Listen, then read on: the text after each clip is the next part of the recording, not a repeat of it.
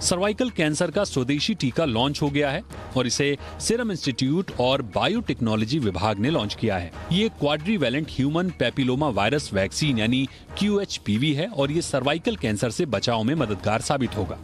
शुरुआत में ये वैक्सीन 9 से 14 साल की लड़कियों को दी जाएगी। अच्छी बात यह है कि इस वैक्सीन की कीमत 200 से 400 रुपए हो सकती है, जबकि विदेशी वैक्सीन की कीमत 2000 से 3500 के बीच है। अब हम आपको बताते हैं कि सर्वाइकल कैंसर का टीका क्यों जरूरी है। दरअसल देश में हर साल इसके करीब 1.25 लाख नए मामले सामने आते हैं। करीब 67,000 महिलाओं की इससे मौत भी हो जाती है। देश में महिलाओं में होने वाले कैंसर और उससे होने वाली मौत की ये दूसरी सबसे बड़ी वजह है। लेकिन सवाल ये है कि आखिर सर्वाइकल कैंसर की वजह क्या है। इसके लिए ह्यूमन पैपिलोमा वायरस यानी HPV जिम्मेदार है। ये कई प्रकार का होता है, लेकिन 70% मामलों के लिए HPV के टाइप 16 और 18 जिम्मेदार हैं। ये वैक्सीन भी इन्हीं 2 टाइप के वायरस से बचे चलते अपने जीवन में ज्यादातर स्त्री और पुरुष कभी न कभी HPV से ग्रस्त होते ही हैं। लेकिन 90% से ज्यादा मामलों में शरीर का इम्यून सिस्टम इनसे लड़ लेता है और जहां लड़ नहीं पाता वहां वो धीरे धीरे शरीर में जगह बना लेता है। एक स्वस्थ महिला में सर्वाइकल कैंसर डेवलप होने में 15 से 20 साल लगते हैं, जबकि कमजोर इम्यून सिस्टम वाली महिला में 5 से 10 साल में ये विकसित होता है। ऐसे में सर्वाइकल कैंसर से बचने का एकमात्र उपाय टीका और HPV की स्क्रीनिंग ही है। सवाल ये भी है कि सर्वाइकल कैंसर को पहचाने कैसे। इसके लक्षणों में पीरियड के बाद भी असामान्य ब्लीडिंग, यौन संबंध बनाते वक्त भी खून आना, योनि से असामान्य डिस्चार्ज और दुर्गंध, बड़ी उम्र की औरतों में मेनोपॉज के बाद भी ब्लीडिंग प्रमुख लक्षण है। महिलाओं की पीठ, पांव, कूल्हों में दर्द, थकान, वजन कम होना, भूख कम लगना, पांव में सूजन ऐसे लक्षण हैं जिन्हें आसानी से पहचाना जा सकता है। WHO ने सर्वाइकल कैंसर से निपटने के लिए 9 से 14 साल की हर लड़की को टीका लगवाने का सुझाव दिया है। भारत सरकार भी मानती है कि सर्वाइकल कैंसर का लड़कियों में यूनिवर्सल टीका जरूरी है, लेकिन अब इसकी कीमत आड़े आ रही थी। उम्मीद है कि जब ये टीका सिर्फ 200 से 400 रुपए में लगेगा तो सरकार इसे अपने यूनिवर्सल टीकाकरण में शामिल कर सकती है। ब्यूरो रिपोर्ट, जी मीडिया।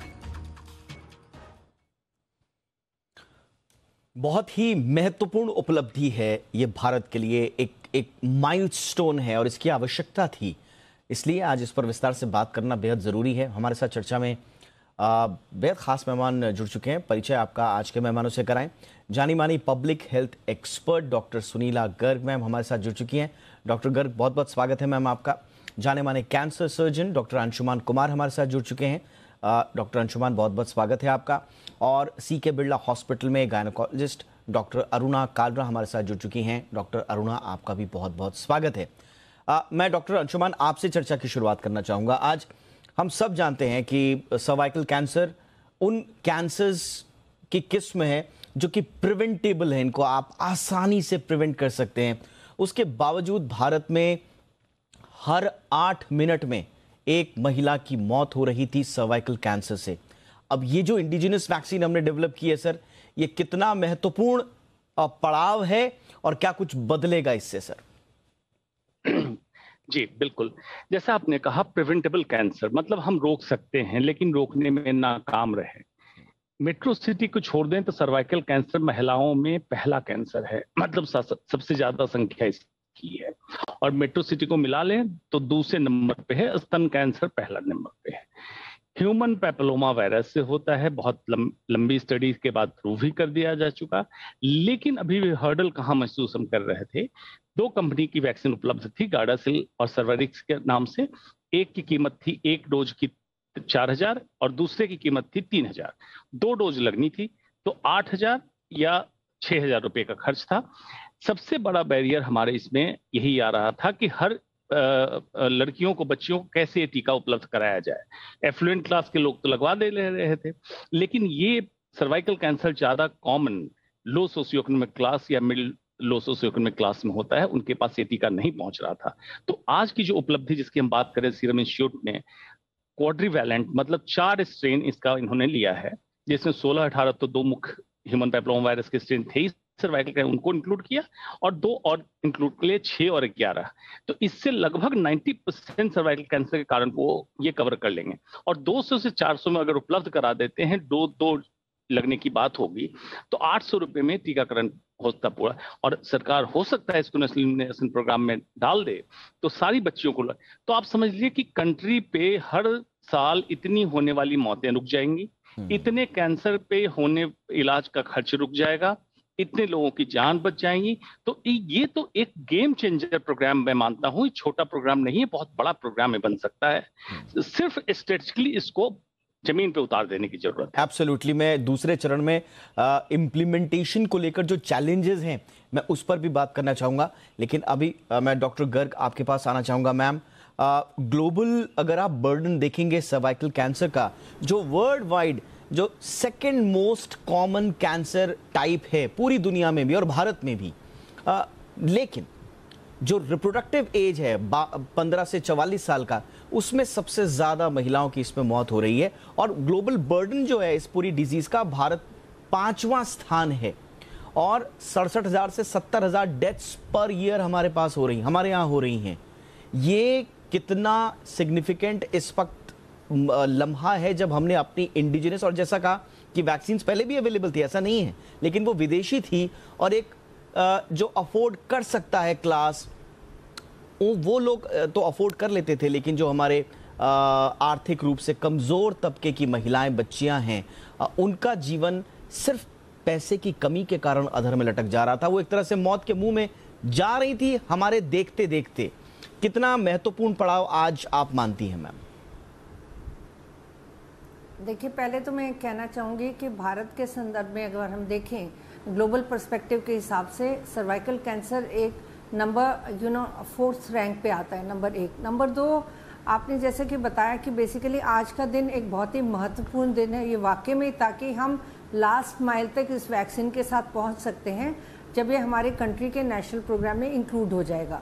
अगर हम आज की बात करते हैं तो अभी भी हम कुछ तबके तक पहुंच पा रहे हैं, जैसे कि हमारे नर्सिंग स्टूडेंट्स हैं, मेडिकल स्टूडेंट्स हैं वगैरह, परंतु अगर हम स्कूल की बच्चियों की बात करें तो उन तक हम नहीं पहुंच पाते हैं। और अगर हम देखें भारत का अगर पूरा नज़रिया आप देखें तो यहाँ पे कई मैरिजेस जो हैं बहुत जल्दी हो जाती हैं, यानी कि इवन 18 साल से पहले भी।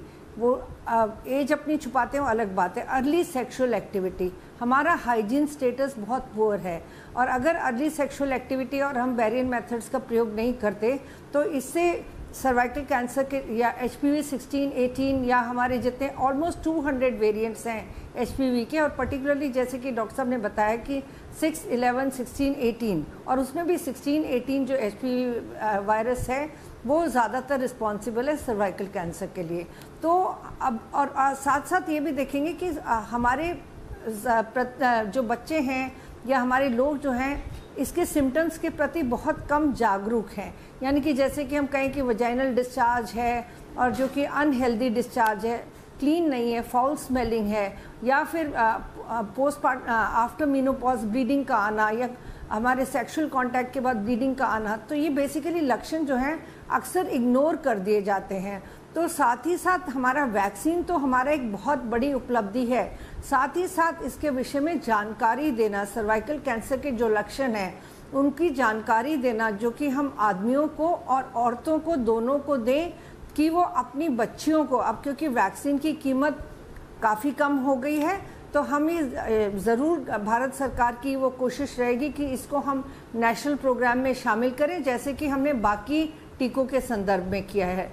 तो आज का दिन एक बहुत विशेष दिन है जहाँ पे सीरम इंस्टीट्यूट ऑफ इंडिया का जो है along with directorate general of India के साथ में बेसिकली हमने वैक्सीन का निर्माण किया है, जिसको कि हम सर्वावैक कहते हैं। जी जी जी जी। और आपने बिल्कुल सही कहा कि वो जो हमारा नेशनल जो प्रोग्राम है टीकाकरण का, उसमें क्या इसको समाहित करने में थोड़ा सा इस पर और बातचीत करेंगे, क्योंकि आप ज़्यादा से ज़्यादा लोगों तक, ज़्यादा से ज़्यादा बच्चियों, महिलाओं, लड़कियों तक तब पहुंच पाएंगे जब आप इसको एक वृहद प्रोग्राम का हिस्सा बनाएंगे। आई एम श्योर भारत सरकार ने उसकी तैयारी की होगी, लेकिन इस पर भी हम बात करेंगे। लेकिन एक इम्पॉर्टेंट चीज़ डॉक्टर अरुणा, स्क्रीनिंग और वैक्सीनेशन, हम जानते हैं कि अगर सर्वाइकल कैंसर से आपको लड़ना है तो ये दो आपके पावरफुल टूल्स हैं।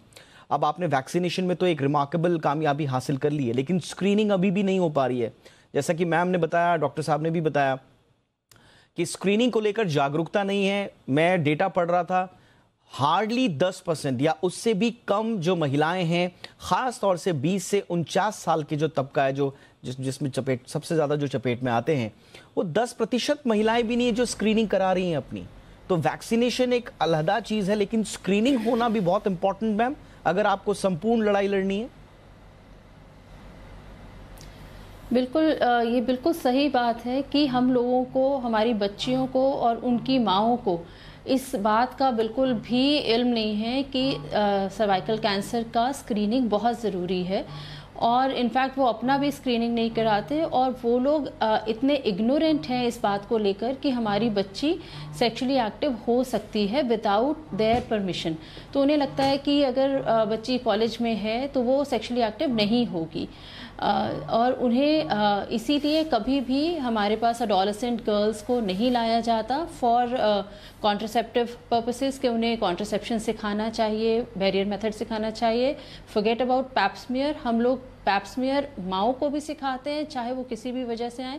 तो पैप स्मीयर का बहुत इंपॉर्टेंट रोल है, क्योंकि वो इनिशियल अबनॉर्मल सेल्स को ही पकड़ लेता है, और वहाँ पर ही अगर हमें लगता है कि सर्विक्स में जो ग्रोइंग सेल्स हैं वो अबनॉर्मल हो रही हैं, तो हम उसका ट्रीटमेंट कर सकते हैं। हम उनको वहीं पर फ्रीक्वेंटली हर 3 महीने या 6 महीने पे फिर से पैप स्मीयर कर सकते हैं, और उन्हें इस बात का ज्ञान दे सकते हैं कि वो कैसे प्रोटेक्ट कर सकते हैं अपने आप को।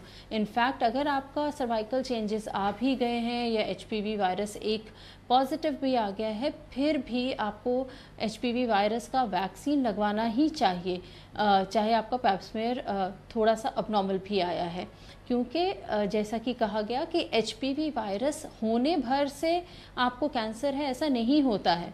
HPV वायरस टाइम लगाता है, 50% से ज़्यादा लोगों में वो वैसे ही पाया जाता है, और वो कुछ भी नहीं करता, उनको कुछ लक्षण या कोई बीमारी नहीं देता है। और अगर HPV वायरस रहता भी है आपके बॉडी में, तो भी बहुत ही कम चांसेस होते हैं कि वो कैंसर में कन्वर्ट होगा। तो 2 चीज़ें बहुत ज़्यादा ज़रूरी हैं आजकल की यंग बच्चियों को और माओं को इस बात को समझना चाहिए कि उनको प्रॉपर कॉन्ट्रासेप्टिव एडवाइस दें, क्योंकि एब्स्टिनेंस कि आप बिल्कुल भी सेक्स ना करें, ऐसा नहीं हो पाएगा। आपकी बच्चियां बिना बताए भी सेक्सुअली एक्टिव होती हैं फ्रॉम द एज ऑफ 15 और 16, और उन्हें बैरियर मेथड की सलाह दी जाए, ओपनली डिस्कस किया जाए, जिससे कि वो एक्सपोज ना हो HPV वायरस से। और दूसरी बात कि जैसे ही बच्चा आपका बड़ा होता है, 9 साल से बड़े उम्र के बच्चे, चाहे लड़की है, उसको HPV वायरस के अगेंस्ट वैक्सीन लगवाना है फॉर सर्वाइकल कैंसर, और लड़का है तो उसको ओरल, पिनाइल, ओरोफेरेंजियल कैंसर, इन सब के अगेंस्ट उसको भी प्रोटेक्शन मिलता है HPV वायरस के। बट पैप स्मीयर हर साल हर औरत का होना ही चाहिए, चाहे आपको HPV वायरस वैक्सीन लग गया है या नहीं लगा है। मुझे लगता है ये एक्टिव होते हैं, आपको पैप स्मीयर कराना शुरू कर दीजिए। मुझे लगता है ये बहुत इम्पॉर्टेंट सजेशन जो मैम ने दिया है कि माँ बाप ये सोचते हैं कि हमारी बच्ची तो सेक्सुअली एक्टिव हो ही नहीं सकती, वो एक दीवा स्वप्न पाले हुए रहते हैं, या अपने आप उन्होंने कुछ वो सामाजिक हमारी जो अवधारणाएं हैं, वो रूढ़िवादी जो हमारी सोच है, उसके चक्कर में वो एक लकीर खींच देते हैं कि 14, 15, 16, 17 साल की बच्ची है तो सेक्सुअली एक्टिव नहीं हो सकती। क्यों नहीं हो सकती? और होती हैं लड़कियां यहीं पर, क्योंकि देखिए सर्वाइकल कैंसर कुछ नहीं है, बहुत ही एक कॉमन सेक्सुअली ट्रांसमिटेड इन्फेक्शन है। जब ये इन्फेक्शन आपके शरीर में देर तक होगा, ये आगे आपकी बच्ची को सर्वाइकल कैंसर दे सकता है। इसलिए आपको पहले तो खुद की रूढ़िवादी जो आपकी परंपराएं हैं इस मामले में, सेक्स के मामले में खास तौर से, उसको पहले आपको, माँ बाप को बाहर आना पड़ेगा उससे, और उसके बाद फिर उस फ्रेम में अपने बच्चों को देखना होगा, उनके भविष्य के नज़रिए से देखना होगा। मुझे लगता है कि ये स्क्रीनिंग का मसला यहीं अटका हुआ है, यहीं पर ये स्क्रीनिंग का मसला अटका हुआ है। थोड़ा सा अगर सेंसिटाइज हो गए हम as a family, as a society, तो स्क्रीनिंग अपने आप बढ़ना लाजमी है।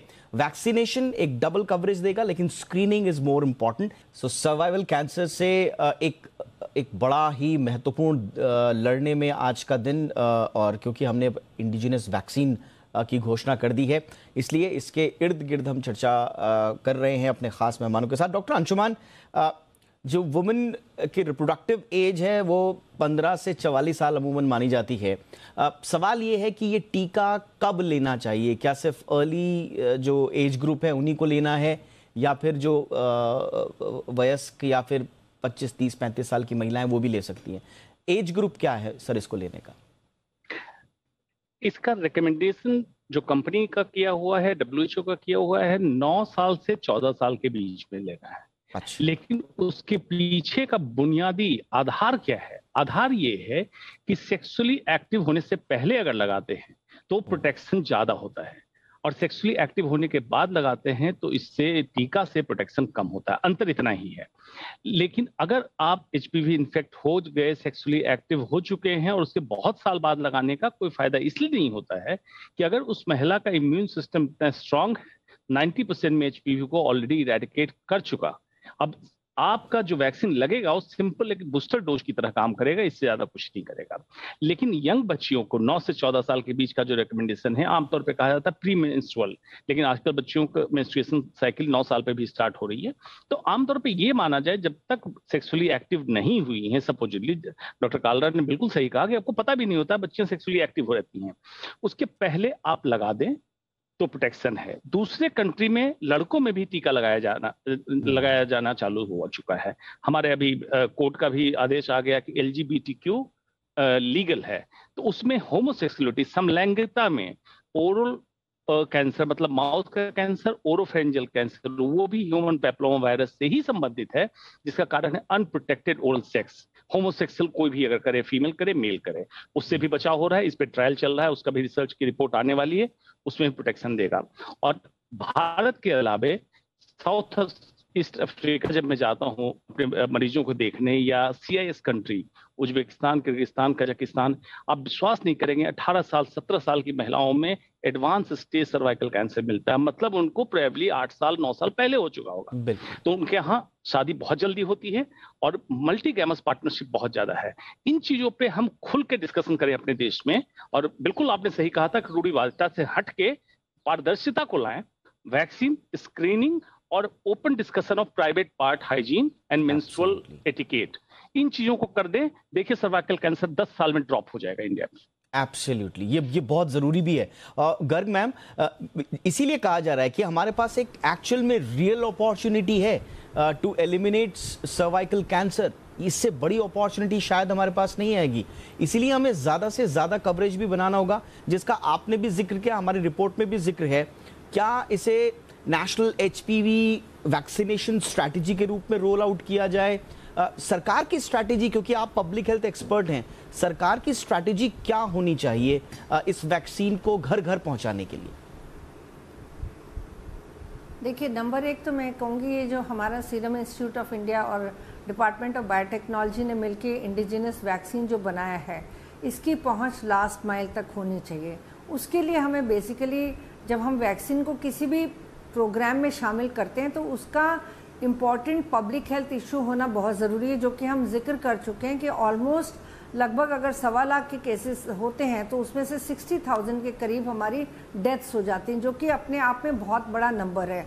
और आज जबकि एंटेगी ने भी ये बताया कि बेसिकली आज हम बहुत लकी हैं कि हमारे पास में एक इंडिजिनस वैक्सीन है, परंतु मैं ये भी कहूँगी कि ये केवल वैक्सीन अकेला काम नहीं करेगा, उसके साथ साथ हमें जागरूकता फैलानी, यानी कि जैसे कि हम अर्ली सेक्सुअल एक्टिविटी की बात करते हैं, खुल के बात करते हैं, स्कूल की बच्चियों में, लड़कों में, सबके साथ हमें मिलके बात करनी है, नंबर 2। नंबर 3 ये है कि कोई भी अगर हमारा अनप्रोटेक्टेड सेक्स होता है, हमें बैरियर मेथड्स का प्रयोग करना बहुत ज़रूरी है। चौथा, अगर आपको कोई भी अनयूजुअल सिम्टम नज़र आता है, जैसे कि मैंने बताया था blood stain discharge, post menopausal bleeding, ये सिम्टम्स के बारे में भी अवेयरनेस होना बहुत ज़्यादा ज़रूरी है। और WHO ने एक फॉर्मूला भी हमारे को दिया है 90:70:90, यानी कि हमारी 2030 या 2030 तक हमारी 90% गर्ल्स जो हैं विश्व में 15 साल तक की जो हैं उनको वैक्सीनेशन लग जाना चाहिए। 70% महिलाएं जो कि 35 साल की, हम स्क्रीनिंग की बात कर रहे थे, तो 35 से 45 साल के बीच में 70% महिलाएं स्क्रीनिंग जो उनकी स्क्रीनिंग हो जानी चाहिए। जहाँ तक स्क्रीनिंग की बात है, क्योंकि मैं 1986 से इस पे सर्वाइकल कैंसर पे मेरा काफ़ी काम रहा है, और मैं ये कहना चाहूँगी कि हमारे पास में बहुत कम साइटोपैथोलॉजिस्ट हैं, हर एक का पैप स्मीयर होना हम रिकमेंड करते हैं, परंतु संभव नहीं है। इसलिए हमने ये भी बोला कि once in lifetime screening भी हो जाए तो अच्छा है। तो इसके लिए हमारे को पैरामेडिकल वर्कर्स वगैरह को भी ट्रेन करना पड़ेगा for visual inspection of cervix. और दूसरा 90% जो हमारी विमेन हैं जिनको कि कैंसर हो गया है, उनका भी ट्रीटमेंट हमारा हो जाना चाहिए 2030 तक। तो यानी कि हमें जो नेशनल स्ट्रैटेजी बनानी है वो हमने ये देखना है कि किस तरह से हम स्कूलों में हमारे सारे एडोलेसेंट्स, चाहे वो मेल हैं फीमेल है, जागरूकता सब में पैदा करें। दूसरा, हम एक ऐसा सब में ये बताएं कि ये कितना बड़ा नंबर है अपने आप में, तो ये एक इम्पॉर्टेंट पब्लिक हेल्थ प्रॉब्लम है। और हमारे देश में जैसे कि डॉक्टर साहब ने भी बताया कि हम नंबर 2 पे सर्वाइकल कैंसर में हैं, अगर हम मेट्रोज को कंसिडर करते हैं, नहीं तो सर्वाइकल कैंसर एक नंबर 1 प्रॉब्लम है। सो बेसिकली हमें इसका एक नेशनल प्रोग्राम जब बनता है तो हम अपनी पूरी एलिजिबल पॉपुलेशन को देखते हैं। और यहाँ पे हम शुरुआत में क्योंकि 15 साल तक की बात कर रहे हैं, तो हम नेचुरली चाहेंगे कि इसमें department of education should be very closely involve along with department of health, और पूरा इसके लिए एक प्रॉपर कम्युनिकेशन प्रोग्राम बनना चाहिए और plus multi ministerial approach. Absolutely ma'am, multi ministerial approach आपको लानी होगी इसमें। जैसा बेटी पढ़ाओ बेटी बचाओ में भी एक मिनिस्ट्री नहीं है, कई मिनिस्ट्रीज इन्वॉल्व हैं, इसी तरह से इसके लिए भी आपको मल्टी मिनिस्ट्रियल अप्रोच लेकर आनी पड़ेगी। कालरा मैम, अब जाते जाते आखिरी सवाल के रूप में एक सामान्य भाषा में जो हमारे दर्शक देख रहे हैं, कई लोगों ने तो संभवतः सर्वाइकल कैंसर के बारे में पहली बार शायद सुन भी रहे होंगे, और वैक्सीन पर तो जनरली हमारे देश में जो है बहस इतनी होती नहीं है। सामान्य जानकारी के लिए क्या क्या लक्षण होते हैं, कैसे बचना है, संक्षेप में अगर आप बता पाएं। ओके, तो सबसे जो इम्पोर्टेंट लक्षण होता है वो फाउल स्मेलिंग डिस्चार्ज होता है, जो कि नॉर्मली हम कहते हैं, आपको पता होना चाहिए कि वेजाइनल डिस्चार्ज बहुत नॉर्मल है अगर वो मिड साइकिल में हो रहा है, जिसको सर्वाइकल थिनिंग कहते हैं। आप उसको एबनॉर्मल ना समझ लें, मगर अगर मिड साइकिल के अलावा आपको foul smelling discharge which is itchy smelly है, तो आपको दिखाना चाहिए। ओवर द काउंटर दवाएं लेकर उसको ठीक करने की कोशिश नहीं करनी चाहिए। अगर आपको इंटरकोर्स के बाद या लव मेकिंग के बाद कुछ ब्लीडिंग होती है, तो वो भी यही इंडिकेट करता है कि सर्विक्स या यूट्रस का जो माउथ होता है उसके ऊपर कोई घाव है या अबनॉर्मैलिटी है। तो इसीलिए अगर आपको इंटरकोर्स के बाद ब्लीडिंग होती है या फाउल स्मेलिंग डिस्चार्ज होता है, तो आपको आना है। बार बार यूरिन का इन्फेक्शन हो रहा है, पेशाब का इन्फेक्शन हो रहा है, बैक पेन है, आगे की तरफ लोअर एब्डोमेन में पेट में दर्द है, और ये दर्द रेडिएट हो रहा है थाइज में और लेग्स में, तो ये सारे के सारे सिम्टम्स कई बार एडवांस स्टेज को भी इंडिकेट करते हैं। तो अगर ये सारे के सारे लक्षण हैं हमारे, जो कि इनिशियल सर्वाइकल अबनॉर्मैलिटी के हो सकते हैं या सर्वाइकल कैंसर के होते हैं, तो कैसे बचाव करना चाहिए? बहुत सिंपल सी बात है। हम जब लोग अपनी पोस्ट ग्रेजुएशन कर रहे थे, तब सर्वाइकल कैंसर के केसेस उन लोगों को ज़्यादा होते थे जो कि बार बार बच्चा पैदा करती रहती थी, 6, 7, 10, और बार बार उनका सर्विक्स टूटता था, रिपेयर होता था। और कैंसर इज रिपेरेटिव प्रोसेस, के रिपेयर होना जब रॉन्ग हो जाता है तो कैंसर होता है।